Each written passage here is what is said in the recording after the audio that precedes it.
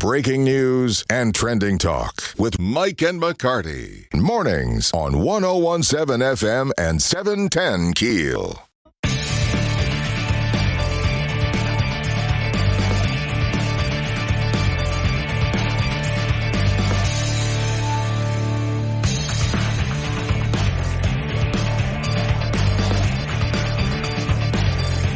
.101.7 FM, 710 KEEL, Mike and McCarty, and we're joined by Richard Llewellyn from the Weather Channel. Everybody around town wants to know, Richard, tomorrow how bad. It's now up to like 100% chance of rain. How bad's it really looking?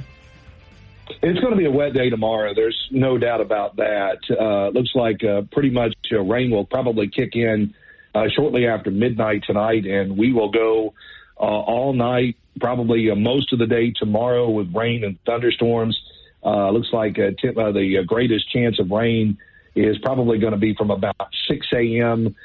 Through at least lunchtime. The numbers try to come down a little bit as we move through the afternoon hours, but still 40 to 50% chance of rain during the afternoon hours tomorrow. And the storms will linger all the way up to about 10, 11 o'clock Saturday night. We should get a break overnight Saturday night and into Sunday. There may be a few showers Sunday afternoon as we get a little bit of residual moisture that comes in as that low pressure goes by. But it's looking like the big day for rain is definitely going to be Saturday for sure. Well, the good news is it looks like there'll be enough rain to wash away all that silly string, right? You always got to look at the bright side. You know? That's Richard, silver lining. Richard, the concern is, again, we talked to you yesterday, I believe, heavy thunderstorms with regard to lightning, putting people at risk. Is this that kind of storm or not? Probably not. There may be a couple of claps of thunder in there in the late evening hours tomorrow evening, but it doesn't look like it's going to be probably during the day on Saturday. There is a chance that we could see a rumble of thunder in there during the evening hours on Saturday night. Probably timing out that it's probably going to be between 6 and 9 p.m.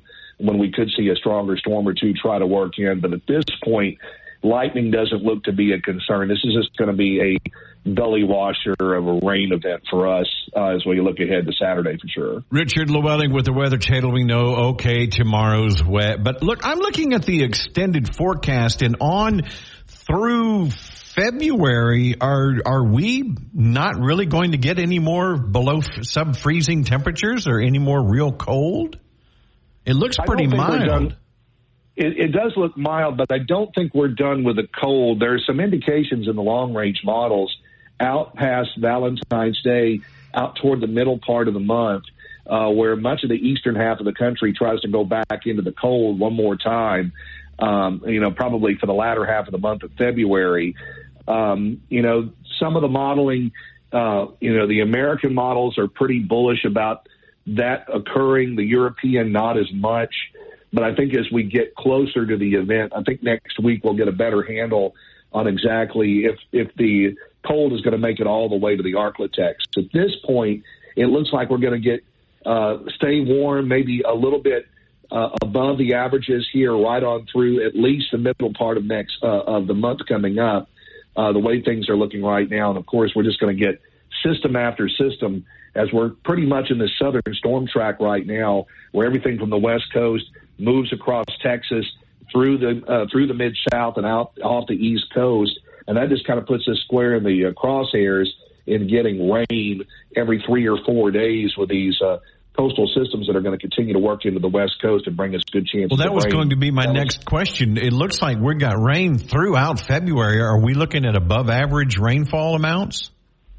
Yeah, it's looking that way right now. I mean, I was looking at what was our wettest February here in Shreveport. Then 2018 is the top of the list right now. 9.21 inches was the number for that particular year. It's not looking like it's going to be that big of an event, at least at this point, but it looks like it's probably going to be a pretty wet month the way things are looking. We get a break in the action early next week. Looks like probably about Thursday we'll get another storm system that's going to work in here, bring us another round of rain that's going to take us through next weekend with more rain in the forecast. So, I know that the Mardi Gras festivities continue into next weekend as well. It looks pretty much the same story, wet and unsettled with showers in the forecast. And then it looks like we get a little bit of break around Valentine's Day that takes us on out through the middle part of the month. The question is what are those temperatures going to look like at mid-month? Are we going to continue to stay above average, or are we going to see another chance to get into the cold one more time? Richard Llewellyn with the Weather Channel. Let me ask you this. For folks that are going to the parade, that are riding in the parade, for the emergency crews working the parade, can you give me your best guess? The big parade rolls at 2:45 tomorrow afternoon. Is it going to be a driving rain? Is it going to be a steady rain? Is it going to be intermittent? What would your best guess be? The classification that we're giving it right now for that particular time is showers. So there will be light rain and showers, from about 2 p.m. right on up through about, let's say 5 p.m. It gets a little bit more heavier as we get on out towards 6 o'clock in the evening. I think that's when we're better chances of seeing a rumble of thunder come into the forecast. But right now, it looks like light to moderate showers, a little bit of an east to southeast wind around 10 miles per hour. So the rains are going to be blowing around a little bit. It's just going to be a miserable day. Temperatures, as we look at the profile for temperatures, it looks like 58, 59 degrees during the parade time tomorrow. So, keep something warm handy. A rain poncho is going to definitely be something to have, and lots of umbrellas. I think that's going to be the trend for tomorrow for sure. What about 11 in the morning for our African American History Parade? That's when it looks even worse, right? Yeah, it does look pretty worse. We're calling for just a steady soaking rain around 11 a.m. tomorrow, and those temperatures at around 56 degrees tomorrow. So, I would pretty much, the rains look a little bit lighter for the afternoon parade, but for that particular event, it's looking like it's probably going to be a pretty good soaker out there for the parade at that earlier time tomorrow. Oh, bringing bad news. There you go, Richard. Is this what's caused by the El Nino? Are we under an El Nino? Yes, we are still under El Nino. The Climate Prediction Center did put out a statement yesterday that talked about that the El Nino is probably going to continue into the spring, but there are signs that we're probably going to come out of the El Nino phase into a neutral phase as we get into the spring. So a couple of more months of this type of particular weather, we stay kind of wet and unsettled. But I think as we roll into spring, we're going to start to see the weather patterns start to shift where the rain or the storm tracks are further to the north. And that's what you would kind of expect as we get on into the spring. Everything starts lifting further to the north and it gets a little bit more active in the central U.S.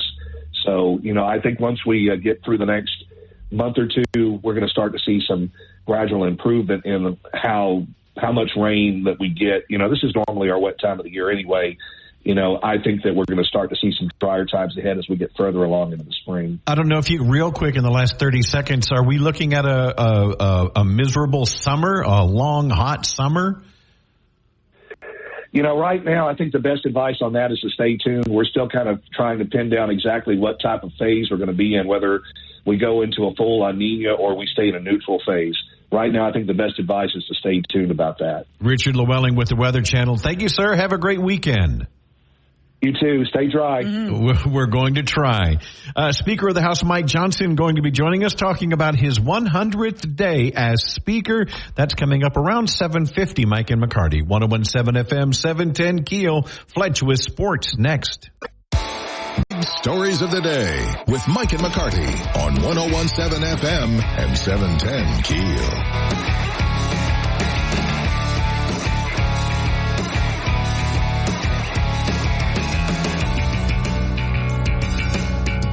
So last night we had rehearsal.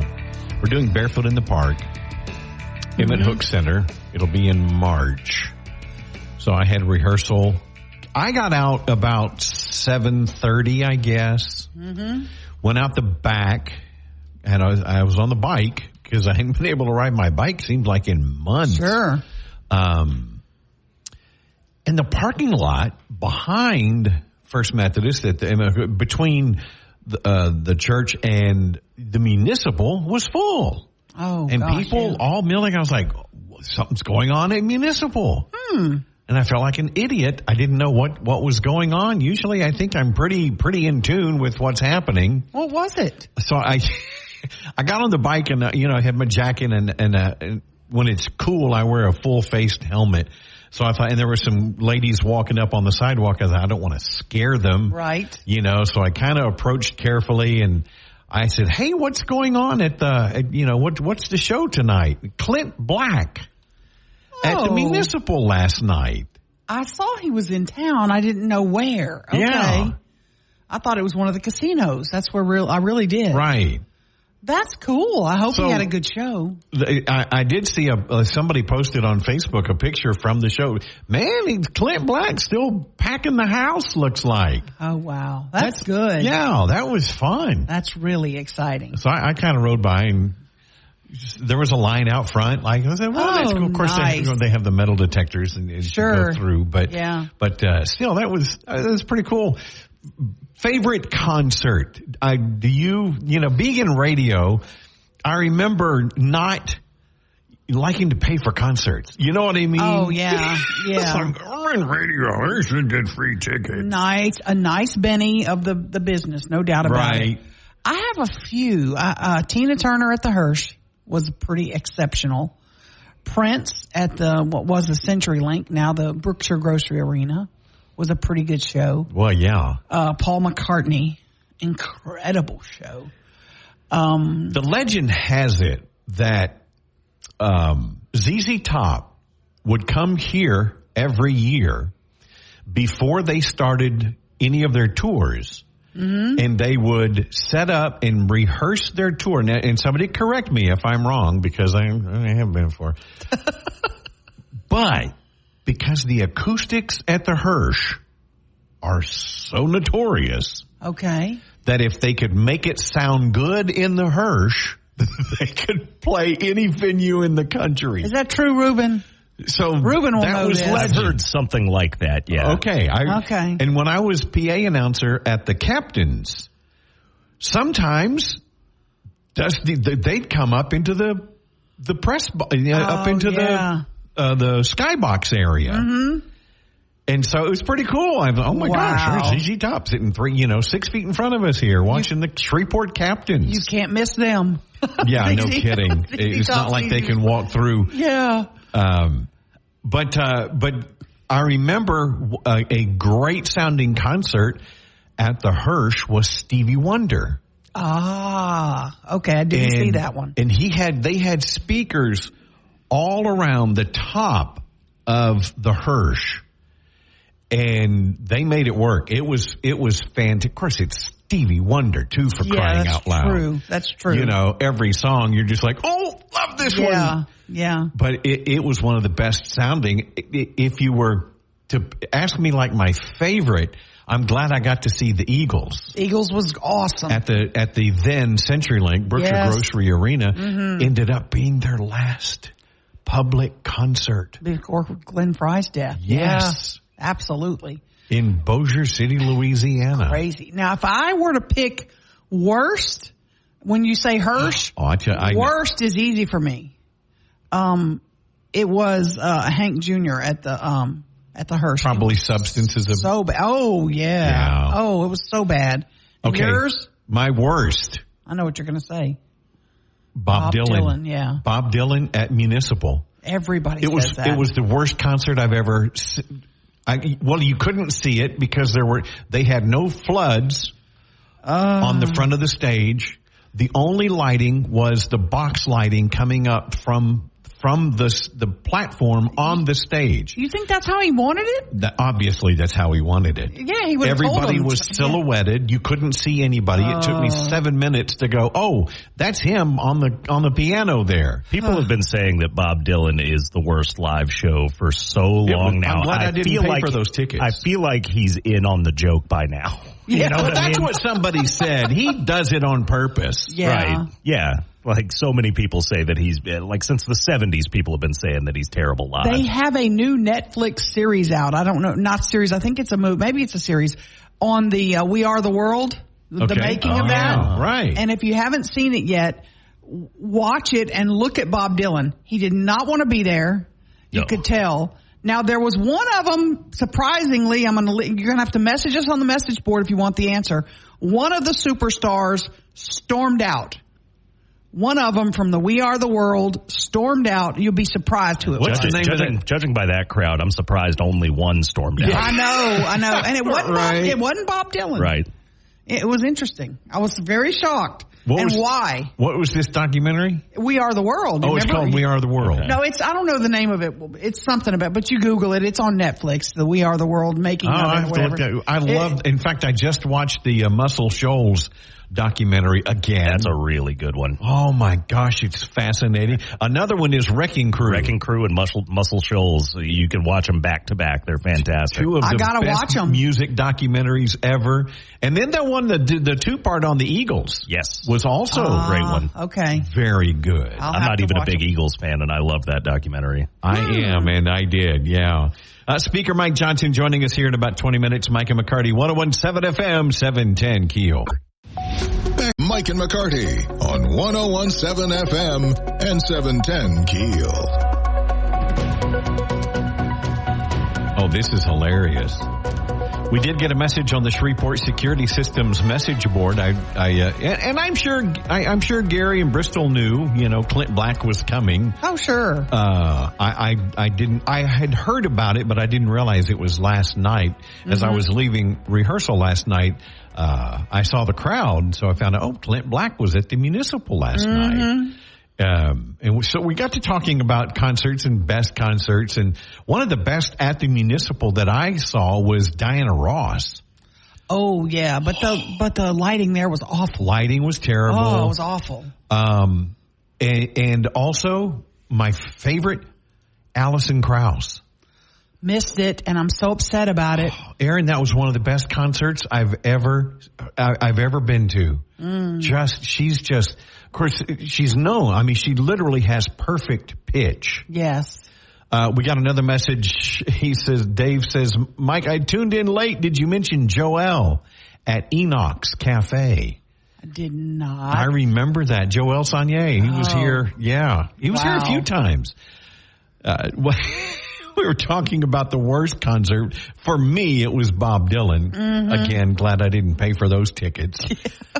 One of the messages says, I heard Bob Dylan recently, within the last 7 or 8 years, got arrested walking around his neighborhood because they thought he was a bum. Wow. That's crazy. That doesn't surprise me. Yeah. I didn't realize Clint Black was here. Speaking of Bristol and McCoy, he told me the other day, I was walking out the door and he goes, we're doing something a little crazy. Might get us in trouble. And I said, what? And he said, we're giving away tickets. I think it's Blake Shelton. I'm not sure what show's coming up. A big one. A big one. And who's he? You're so I hope bad. People know I'm kidding. I spent many, many years in country radio. Yeah, and he said, and I said, what do you mean? He goes, we're giving away tickets for tickets. And I said, what? And he goes, we're going to give tickets away to the police officer who writes the most tickets for somebody driving 18-wheelers in the construction. Oh. I thought that's great. Nice. So that'll spur folks writing more tickets, I guess. I don't know. I did something stupid yesterday with regard to the I-20, and let me just tell you, this is just another example of how nutty I am getting. I should say I am. I'm not getting nutty. I am nutty. Getting? I'm driving on I-20 and I'm approaching, the Line Common Street exit, and one of those digital billboards is there, and there's a word misspelled on it. Now, is this an advertising billboard or one of the? No, it's a digital highway department billboard. Highway, okay, yeah, it's the digital one they changed, and they changed the message, and one of the little words was misspelled on it.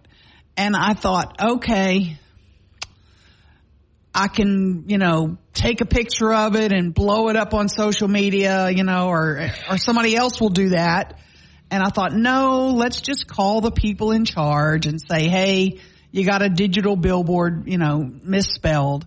And so that's what I did. But I felt stupid I'm like, why am I calling you to tell you to fix a spelling word. You know, I thought, but I had good intentions. I was like, I don't want people blowing y'all up on social media saying they misspelled a word and how stupid is Louise. You know what I mean? Because that was what would happen. Can they control those like from the central office or whatever? Can they just? Yeah, I think there's somebody that can log in and digitally change them. So I'm sure it's been fixed, but I felt so bad. Are you going to tell us what was misspelled? Closed. It was CLOESD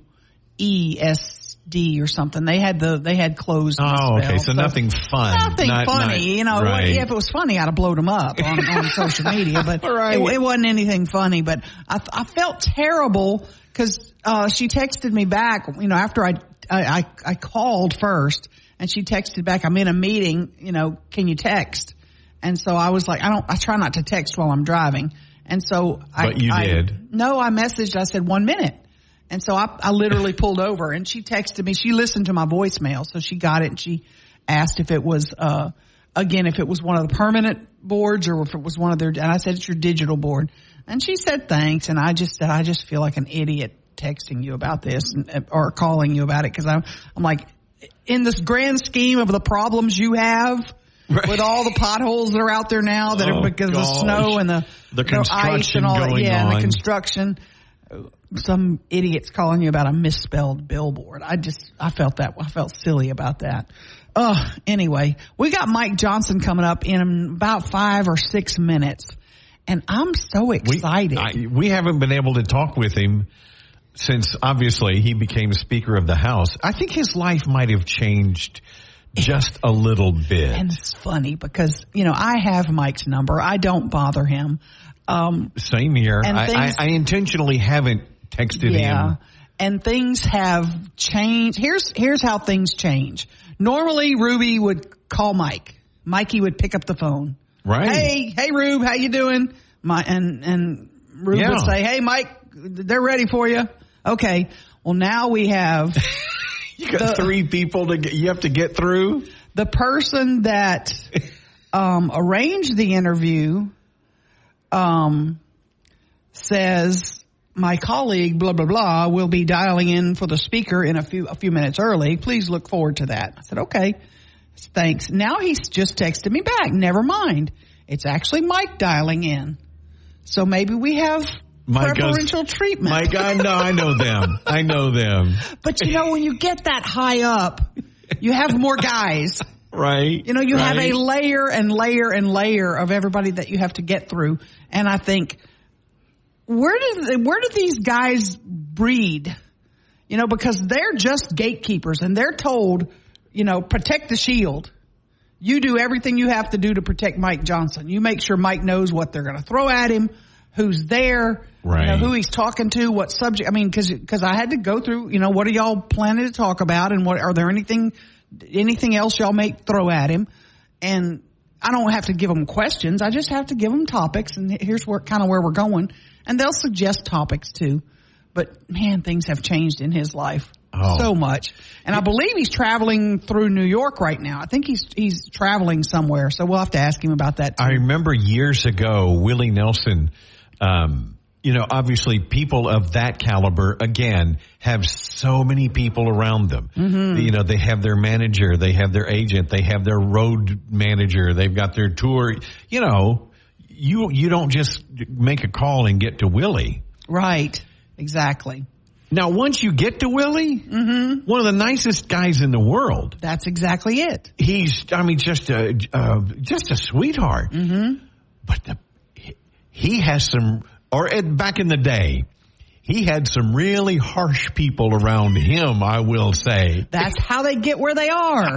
They protect the shield, and then the main guy is the best guy in the world. Right. Everybody I have an interaction with Taylor Swift that I will tell you was just divine. Oh, I've heard a lot. With my she's son. Just a sweetheart. And she's a sweetheart.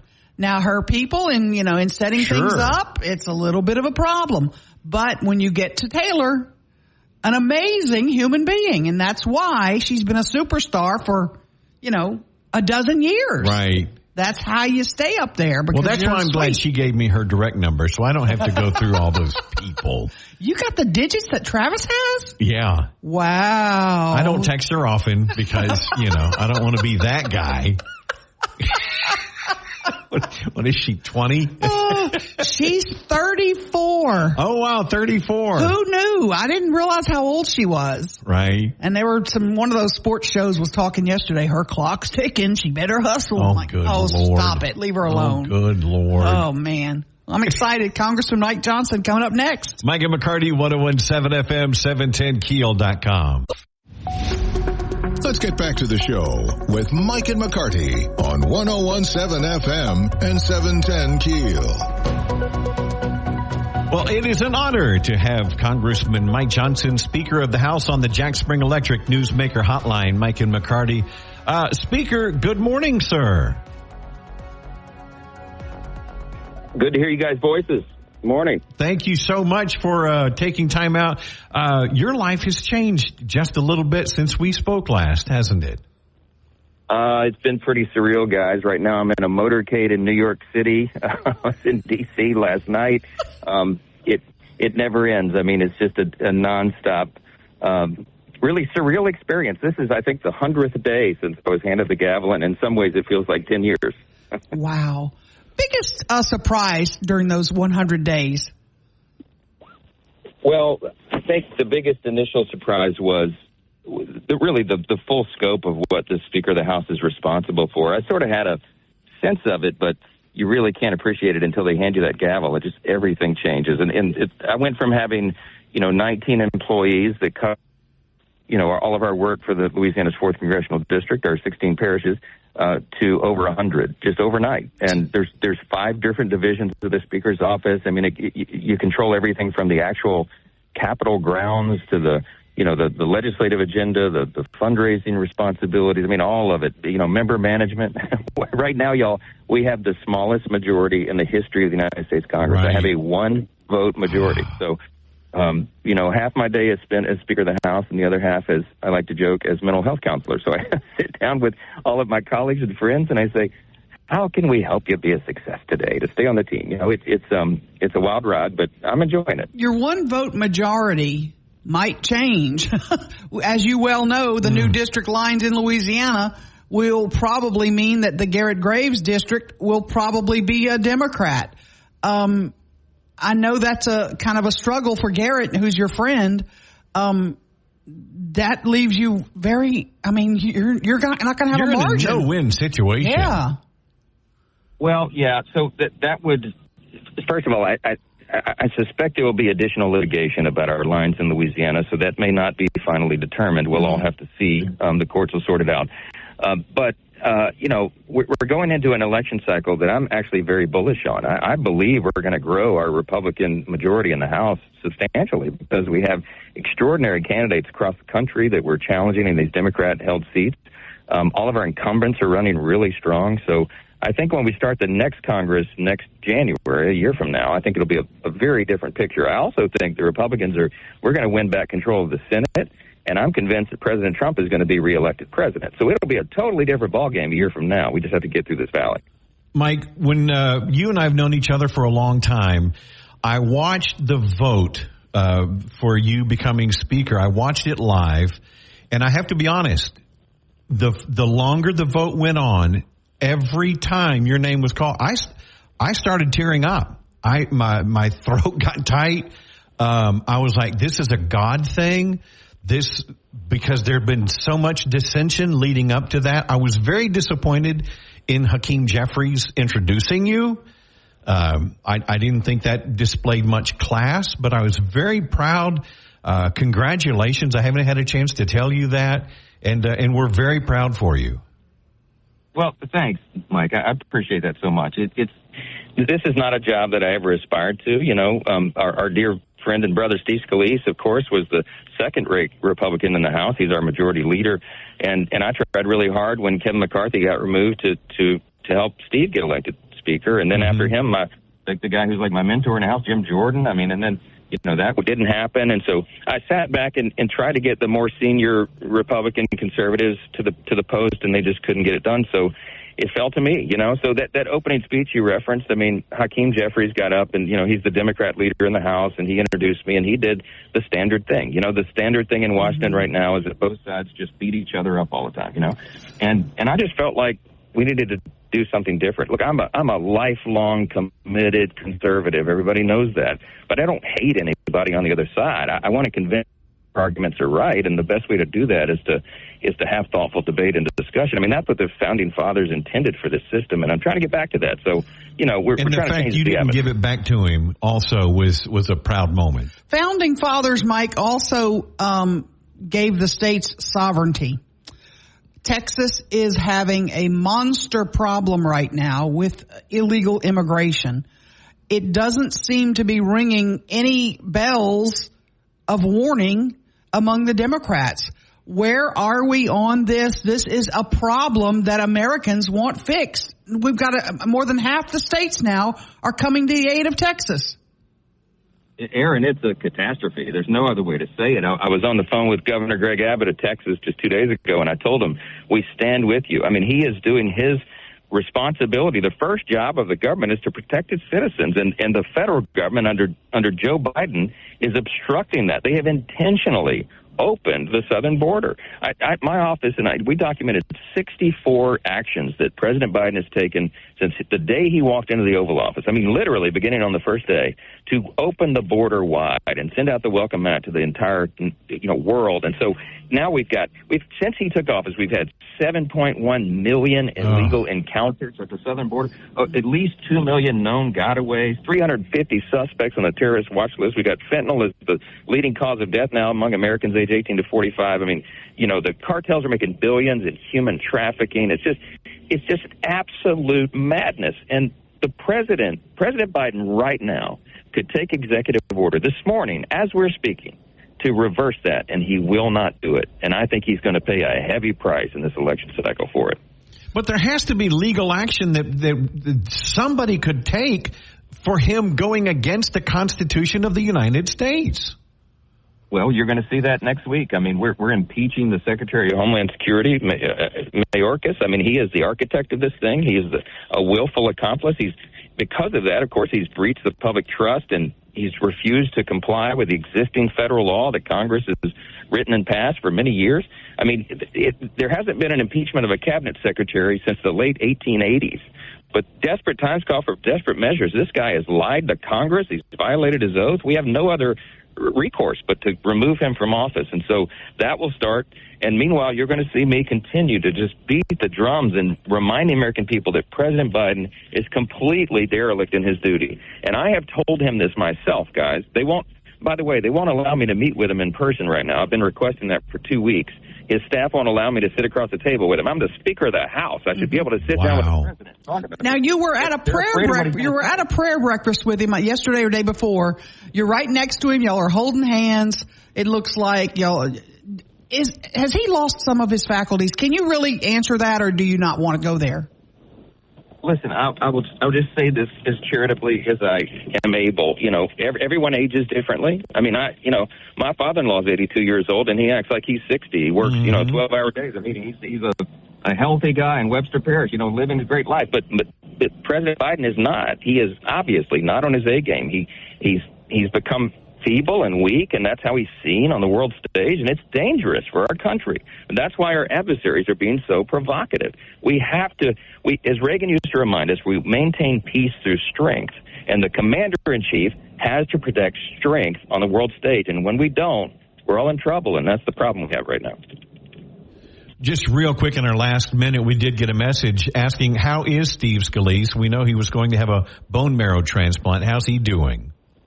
He's doing great. I talk to him almost every day. He's always in great spirits. Steve is a fighter.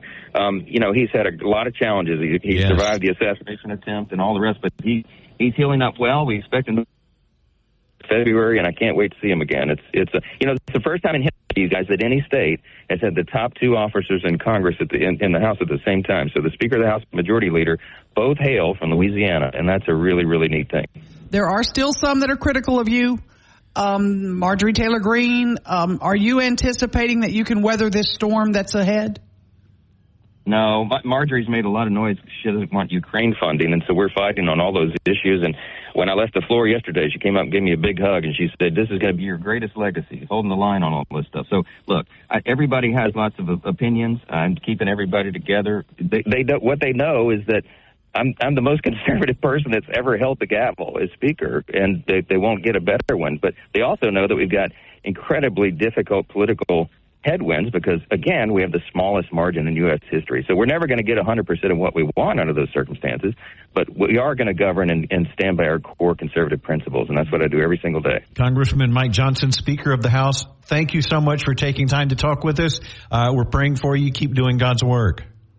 Thank you, my friends. Good to talk to y'all. Thank you, Mike. Mike and McCarty, 101.7 FM, 710 KEEL.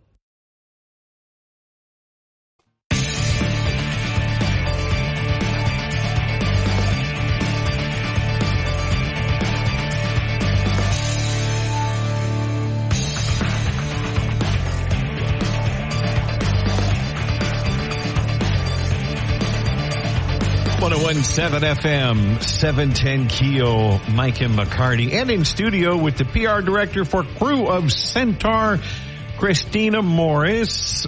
Christina, the good news is the chance of rain did drop for tomorrow. By a whole percent. It's down to 99% now, which wonderful. just made your job that much easier. I guess. Rolling rain or shine. Rolling rain or shine, yes. And we've done it before. We've rolled in snow. We've done it in the snow. We'll do it again, I'm sure. Just as long as there's no tornadoes or lightning, we're pretty good. So I don't think we're going to have any of that, so we'll be fine. I think this is going to make people go, we're going. Yes. We're going. I mean, why not? We're what else going do to you have do? fun. Right. Just put on the rain poncho and get out there and enjoy. And I mean, we all tailgate here in the north, and so bring your tent out there. And especially if you know in advance. It's not like you're out there and then it starts raining and you go, you're not prepared. You can go out there and what do they call them? They're frog togs and your rain boots and bring your tent, pop it up. I mean, just have a good time. And you're good to go. Yeah. You guys will be, this is the only part I don't like for y'all is because your costumes are so gorgeous. Yes. Now you'll probably have to wear ponchos over the costumes. We're all kind of trying to figure that out. We might miss a little bit of the great costumes this year. Yes, which makes it sad. So, but there is some people can still enjoy tonight. Looks like you're going to be okay for the float loading. Yes, tonight's float loading is much better than last year's float loading is. So I mean, the high I think today's 71. Oh, I know. It's going to be beautiful. Now, you have a VIP ticket for tonight. It starts at 4, correct? Yes. So we still have a couple of tickets available. You can purchase them on crewofcentaur.org. It's our Lanyap VIP package. You get an hour early access to our float loading. You'll get a private tour with our events coordinator, and you'll get specialty beads, t-shirt. You'll get to see some of the floats, and you'll land that good parking spot before the public starts getting there. Did you hear that? The great parking spot before it gets slammed up there. Yes. And then float loading at 5 today. Yes, 5 to 9. You got food vendors. This is the great time to bring the kids out to see the floats, get up close. So this is a really great time. I know that a lot of friends I have that have kids, bringing them to the parades, it's a little scary. It's a lot of people, a lot of moving parts. So this is a really great time to bring your little ones out there. We're going to have face painting food trucks. Our bead room will be open too. So if you want to buy some different beads that we have in there, you can do that as well. We'll have a lot of floats that'll be pulled out in the parking lot. So they'll be lit up. They'll be turned on. The float members will be out there. So it'll be a good time for you to see the floats up close and personal. And when you do the VIP, you actually don't you get to go up into the float? You actually get to go on the float and kind of see the inside of it. Yeah, so it's a little bit different than when it's open to the public. And you can actually see the bathroom that you guys have on the float. Yes, they do have bathrooms. Yes. Some of those floats have a men and women's bathroom. Yes, and they are very nice. With a shower we have some sinks and a now, no showers, area. but sinks and working toilets. Yes. We've got some very smart and creative people. Folks don't realize how big Centaur is. If not the biggest, it might be one of the biggest in the state of Louisiana. Yes, it is. You've got 70 units, I believe, in this parade, and they're all going tomorrow. It's going to be some marching bands. There'll be all kind of stuff, right? Yes. So you were able to keep all the ancillary units like the marching bands as far and as we know teams? right now, everything is still rolling. So we haven't had any news yet that anybody's backed out. So that is so exciting. You're starting from Lake Street on the Clyde Fant Parkway. Correct. Yes. There's a family zone there by the Stoner, correct? Yes, this is the family zone.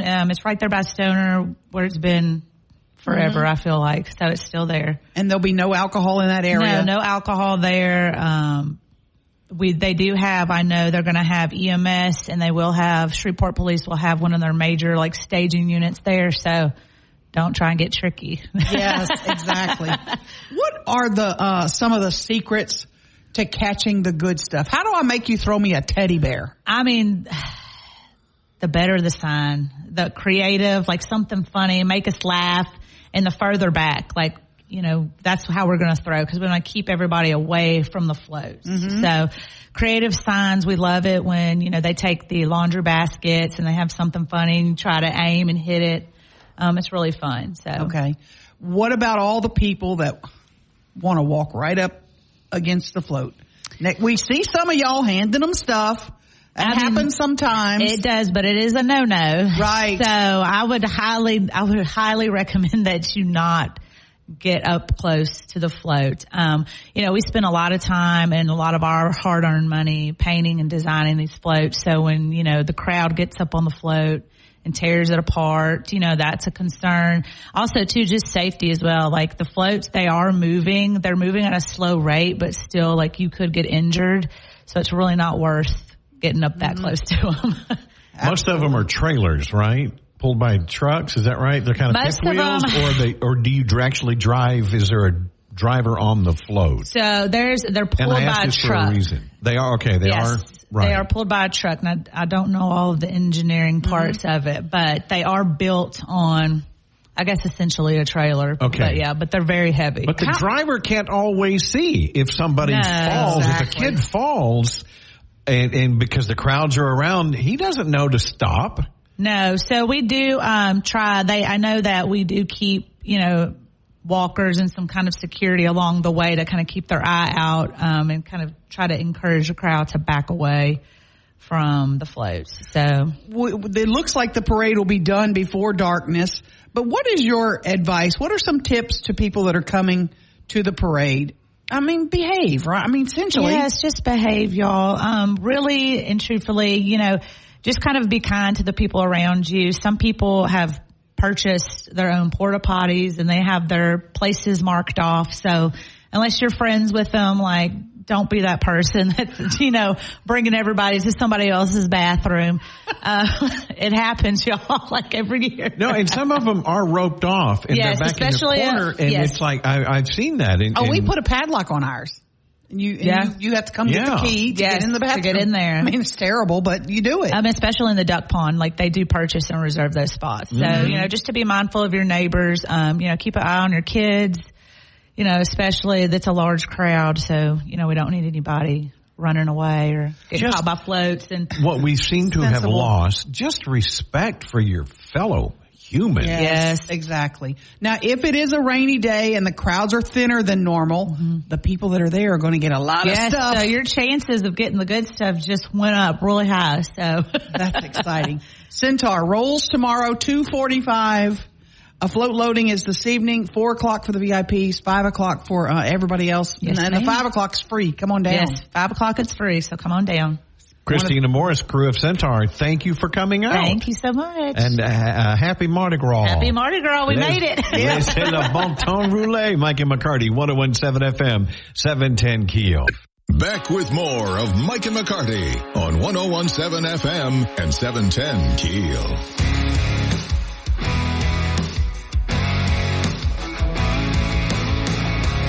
Aaron, we've been doing this, and by this I mean radio, a long time. You've been a journalist. I don't claim to be a journalist. Let me state that. But I am a stickler for grammar, spelling. Sure. When I was growing up, even you know, pronunciations. I was born in Shreveport. Right. I've lived here all my life, but I don't sound like this because my mom, when I was growing up, you know, this, and I'm holding in my hand, is a pen. It's not a pen. Pen. It ain't a pen. It's a pen. And so that's how I grew up. Right. But spelling was also something that was, and important. But with journalists, Aaron, there's no excuse. With spell check and autocorrect, Tell for those who didn't missed it this morning, you came across a road sign, one of the electronic road signs. Yeah, and it's a typo. I mean, nobody would have spelled this name. They spelled on the digital board, the word closed was spelled CLOESD. And it was just a typo. Somebody's fingers typing fast. And I get that. And but I called to say, hey, correct the digital bill. And I feel silly calling. But I know the people that work at DOTD, they would want it fixed. Right. They don't want it out there like that for people to blow them up on the radio or on social media or something. Yeah, if you got home and you found something in your teeth and you go, really? Nobody could tell me? Yes. Hey, get that out of your teeth? Or you're walking around all day with your fly undone and nobody said a word? No, I got to check. Yeah. What kind of friends do you have? So I'm sure they go, thank you for letting us know. Sure. But we got a message on the Shreveport Security Systems message board, and I just love this. Angie, she says, I'm always finding errors in the news app's articles. Last week, I was reading the truancy report, and it said part of the truancy problem was due to homeliness. Homeliness. Instead of homelessness. Oh, wow. Okay. And she says, my husband said those poor homely children didn't want to be made fun of at school. Oh, gosh. I've reported the issue before, and when someone called me back, she wanted to know which article, the date, etc., but I made the complaint weeks earlier, so I wasn't even sure. Oh, she made me feel like a moron for reporting it. So I won't complain to them anymore. Yeah. I'll just let them be morons. That's just sad. That homeliness is a big problem. It is. It's a big problem. It really is. So terrible. So terrible. Oh, my goodness. But, back in the day, you used to have to know what you were doing to get a job at the stations. You know what I mean? Oh, absolutely. You had to be able to write. You have to submit a writing sample. Especially at the news and the TV stations. You didn't just start at one of the larger stations. No. And in radio, God, I'm sure, I know you remember, I had to get an FCC license. Yep. I had to take a deadgum test. Yes. And be licensed because you couldn't have a radio station that was broadcasting be unmanned.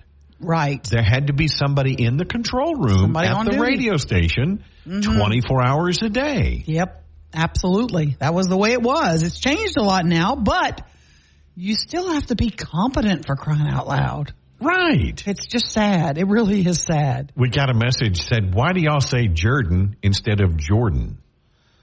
That's just a local pronunciation. Yeah. That's how it's pronounced. Yeah. That's just the way it is. I agree, too, because it's not. And I made the comment one time years ago. I said something on the air at another radio station, and I'm talking late 70s. And I said Jordan. And the PD came in. The program director at the time came in. Oh, it's Jordan. Yeah, I know. I said, well, it's not, Michael Jordan. Right. You don't say Burden Milk. It's Borden. It's Jordan. I know. Well, that's how they say it here. Like it's a Louisiana thing. Hebert. It's not Hebert. Not Hebert. That's right. In Louisiana, it's Hebert. We just have some things that just are what they are. Right. And Jordan is one of them. It just is what it is. Yeah. So for what it's worth. Anyway. Right. Earlier this morning, we got a chance to talk with Speaker of the House, Mike Johnson. So good to talk to him again. And if you missed that conversation, well, hold on. We'll do that after the local news. Mike and McCarty, 101.7 FM, 710keel.com. Get back to the show with Mike and McCarty on 101.7 FM and 710 Keel. We got a chance to talk to the Speaker of the House. Haven't been able to talk to Mike Johnson since that wonderful day when he got the gavel. Hear from him coming up just after the break. Mike and McCarty, 101.7 FM, 710keel.com. More breaking news and trending talk with Mike and McCarty on 101.7 FM and 710 Keel.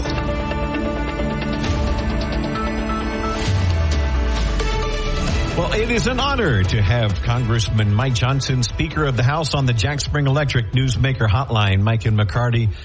Speaker, good morning, sir. Good to hear you guys' voices. Morning. Thank you so much for taking time out. Your life has changed just a little bit since we spoke last, hasn't it?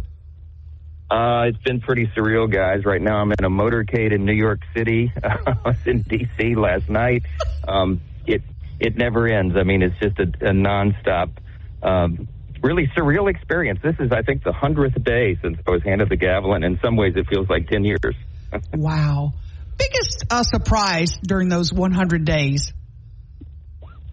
Well, I think the biggest initial surprise was the full scope of what the Speaker of the House is responsible for. I sort of had a sense of it, but you really can't appreciate it until they hand you that gavel. Everything changes. And I went from having, 19 employees that cover, all of our work for the Louisiana's 4th Congressional District, our 16 parishes, to over 100 just overnight. And there's 5 different divisions of the Speaker's office. I mean, you control everything from the actual Capitol grounds to the legislative agenda, the fundraising responsibilities. I mean, all of it, member management. Right now, y'all, we have the smallest majority in the history of the United States Congress. Right. I have a 1-vote majority. So, half my day is spent as Speaker of the House, and the other half, as I like to joke, as mental health counselor. So I sit down with all of my colleagues and friends, and I say, how can we help you be a success today to stay on the team? It's a wild ride, but I'm enjoying it. Your 1-vote majority might change. As you well know, the new district lines in Louisiana will probably mean that the Garrett Graves district will probably be a Democrat. I know that's a kind of a struggle for Garrett, who's your friend. That leaves you very, you're not going to have a margin. You're in a no-win situation. Yeah. Well, yeah, so that would, first of all, I suspect there will be additional litigation about our lines in Louisiana, so that may not be finally determined. We'll all have to see. The courts will sort it out. But we're going into an election cycle that I'm actually very bullish on. I believe we're going to grow our Republican majority in the House substantially because we have extraordinary candidates across the country that we're challenging in these Democrat-held seats. All of our incumbents are running really strong. So I think when we start the next Congress next January, a year from now, I think it'll be a very different picture. I also think the Republicans we're going to win back control of the Senate, and I'm convinced that President Trump is going to be reelected president. So it'll be a totally different ballgame a year from now. We just have to get through this valley. Mike, when you and I have known each other for a long time, I watched the vote for you becoming Speaker. I watched it live, and I have to be honest, the longer the vote went on, every time your name was called, I started tearing up. My throat got tight. I was like, this is a God thing. Because there had been so much dissension leading up to that. I was very disappointed in Hakeem Jeffries introducing you. I didn't think that displayed much class, but I was very proud. Congratulations. I haven't had a chance to tell you that, and we're very proud for you. Well, thanks, Mike. I appreciate that so much. This is not a job that I ever aspired to. Our dear friend and brother Steve Scalise, of course, was the second-rate Republican in the House. He's our majority leader, and I tried really hard when Kevin McCarty got removed to help Steve get elected Speaker, and then after him, the guy who's like my mentor in the House, Jim Jordan. And then that didn't happen, and so I sat back and tried to get the more senior Republican conservatives to the post, and they just couldn't get it done. So it fell to me, So that opening speech you referenced, Hakeem Jeffries got up, and he's the Democrat leader in the House, and he introduced me, and he did the standard thing. The standard thing in Washington right now is that both sides just beat each other up all the time. And I just felt like we needed to do something different. Look, I'm a lifelong committed conservative. Everybody knows that, but I don't hate anybody on the other side. I want to convince arguments are right, and the best way to do that is to have thoughtful debate and discussion. That's what the founding fathers intended for this system, and I'm trying to get back to that. So, we're trying to change the fact you didn't give it back to him also was a proud moment. Founding fathers, Mike, also gave the states sovereignty. Texas is having a monster problem right now with illegal immigration. it doesn't seem to be ringing any bells of warning among the Democrats. Where are we on this? This is a problem that Americans want fixed. We've got more than half the states now are coming to the aid of Texas. Aaron, it's a catastrophe. There's no other way to say it. I was on the phone with Governor Greg Abbott of Texas just 2 days ago, and I told him, we stand with you. I mean, he is doing his responsibility. The first job of the government is to protect its citizens, and the federal government under Joe Biden is obstructing that. They have intentionally opened the southern border.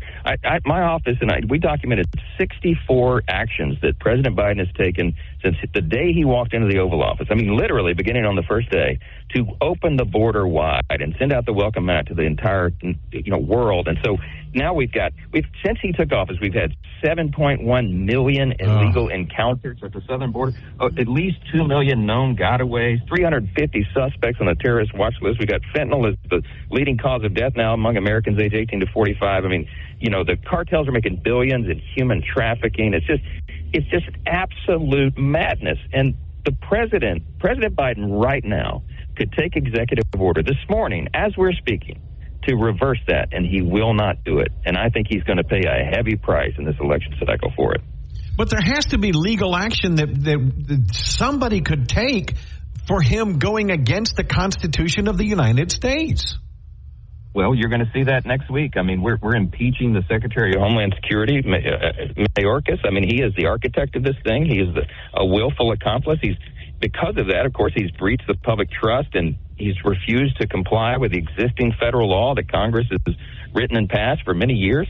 I mean, there hasn't been an impeachment of a cabinet secretary since the late 1880s.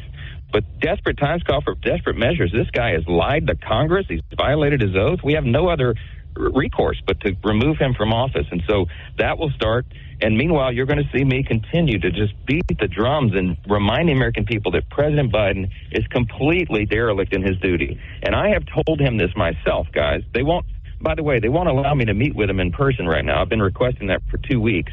His staff won't allow me to sit across the table with him. I'm the Speaker of the House. I should be able to sit down with the President. Talk about now, you were at a prayer breakfast with him yesterday or day before.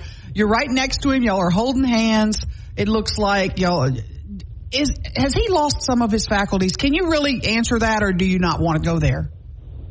Listen, I will just say this as charitably as I am able. Everyone ages differently. I mean, my father-in-law is 82 years old, and he acts like he's 60. He works, 12-hour days. I mean, he's a healthy guy in Webster Parish, living a great life. But President Biden is not. He is obviously not on his A game. He's become feeble and weak, and that's how he's seen on the world stage, and it's dangerous for our country.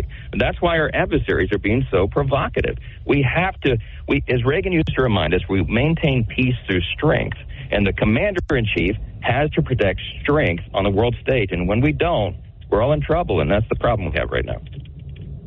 Just real quick, in our last minute, we did get a message asking, how is Steve Scalise? We know he was going to have a bone marrow transplant. How's he doing? He's doing great. I talk to him almost every day. He's always in great spirits. Steve is a fighter. He's had a lot of challenges. He survived the assassination attempt and all the rest, but he's healing up well. We expect him to February, and I can't wait to see him again. It's the first time in history, you guys, that any state has had the top two officers in Congress in the House at the same time. So the Speaker of the House, Majority Leader, both hail from Louisiana, and that's a really, really neat thing. There are still some that are critical of you. Marjorie Taylor Greene, are you anticipating that you can weather this storm that's ahead? No, Marjorie's made a lot of noise. She doesn't want Ukraine funding, and so we're fighting on all those issues. And when I left the floor yesterday, she came up and gave me a big hug, and she said, this is going to be your greatest legacy, holding the line on all this stuff. So, look, everybody has lots of opinions. I'm keeping everybody together. What they know is that I'm the most conservative person that's ever held the gavel as Speaker, and they won't get a better one. But they also know that we've got incredibly difficult political headwinds because, again, we have the smallest margin in U.S. history. So we're never going to get 100% of what we want under those circumstances, but we are going to govern and stand by our core conservative principles, and that's what I do every single day. Congressman Mike Johnson, Speaker of the House, thank you so much for taking time to talk with us. We're praying for you. Keep doing God's work.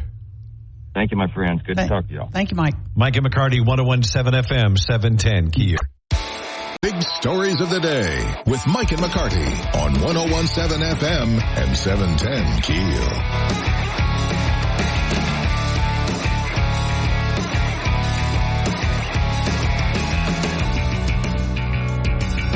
Are you making, and I think I know the answer to this, sausage balls for the Super Bowl? Probably. Yeah. Really? I probably might. I would have thought not. I might. We'll see if I go somewhere. And my Super Bowl partying days are limited to popping in. You know, I'll pop in, say hi, and then pop out. And I might have a cold beverage, might drink a brewski or a margarita if you're serving. Now, and then I'm not opposed to going to something like that if I don't care about the game. Yeah, and that's how I am this year. And that's how I am with the Super Bowl. Right. I'll go to a Super Bowl party because I don't want to watch the game and focus on the game. People go, hey, come over to the house, we're going to watch the LSU game. And I'm like, well, no, you don't. You don't watch. I want to watch the game. You want to talk and eat and visit. And sorry. So I stay home. Saints games have traditionally been the same way. But what about foods? I was surprised, and you can see at KEELnews.com, the top food deliveries in Louisiana for the Super Bowl. French fries. Who's ordering French fries to go? Hey, they're not hot when they get there. Chips. In England, they have chips, and they'll get just chips and have chips. Who has the best chips? We also, one of the top foods we order in Louisiana, which I've never heard of, donut holes. Who serves donut holes? Come on. I've heard of them, but who serves them at a Super Bowl party? Right. I've never seen them at a Super Bowl party. You know, wings the thing and about fries. donut holes, wings and pizza. Like, of course, when I talk about donuts, all I'm ever talking about is Southern made donuts. Okay, so that's all I'm referencing. If I say donuts, it's Southern made donuts. Right. There are no others. I'm sorry. No, I'm not. But when you get donut holes at Southern made, they're not the hot No. And ever. I don't know why. No. You get hot donuts in the box and I'm not a donut hole. But the donut holes, they're always on a tray in the cabinet and you go, okay, give me, a box of the donut hole. No, if I'm at Southern Made, there's no way I'm ordering donut holes. It's not happening. Right. I was shocked. And this list comes to us from ASAP. Used to be Waiter. Spinach artichoke dip. Order in Shreveport. The things that we order in Shreveport for Super Bowl Sunday, number one on the list, tacos. Really? Who is serving tacos at a Super Bowl party? List. Scroll down to the Shreveport. Oh, Shreveport. Yeah. Okay, I see. Oh, and there we go. Of course, we order boneless wings, burgers, chips and queso, quesadilla. Are boneless wings? See, I think they are. See, I don't. I don't want a bone in my wing. I really don't. I want to just chop it. It's in chicken nugget. Then it's a chicken nugget. It's a chicken nugget. I'm sorry. No, I'm not. Why do I keep saying I'm sorry? And I have never seen this item at a Super Bowl party, any football party ever that I've ever gone to in my life. I know what you're going to say. Crab rangoon. Yes. Love them. But I'm saying what? I've never seen anybody ever serve crab rangoons. Message us if you serve crab rangoon at your Super Bowl party. And who are we ordering them from? Right. Oh, I guess all the Chinese restaurants. There's a run on. I'd serve egg rolls. I'd order, give me 24 egg rolls for my party. I had crab rangoons with lunch yesterday. Who is ordering that from Waiter to serve at your Super Bowl party? I don't understand. And another one in Louisiana that we order to go, which I find the stupidest thing on earth. Why would you ever do this? Because they're all horrible. Fried pickles. No, they're horrible. No. Okay, we're going to fight. You like fried pickles? Love me some fried pickles. No. It's just not a thing for me. I do not like fried. I love pickles, and I'll eat kosher dill pickles all day. I'll eat sweet and sour pickles all day. I don't want fried pickles. Oh, fried pickles they're the greatest. I just don't get it. I don't understand it. I just don't get who in Louisiana is ordering French fries to go. Just French fries. That is the worst thing you could ever order to go. I have to order, when I order French fries, like if I go to my favorite, fish place and get catfish, Mm-hmm. I want thin and crispy, and I want crispy fries. Yes. Don't give me these soggy, bouncy French fries. And if I'm ordering catfish, like a catfish dinner to go, I'd say don't give me the fries, just give me extra hush puppies. Because by the time you get home with the fries, they're cold, and there is nothing worse to eat in the world than cold French fries. Okay, that's where the air fryer does come in handy. Ah, okay. You can pop them in, lay them out flat. Okay. Pop them in that air fryer, put it on extra air. Yeah. It's boy. nice. Bring your poncho. Stay dry tomorrow if you're going to the parade. Have a great weekend. Mike and McCarty, 101.7 FM, 710keel.com.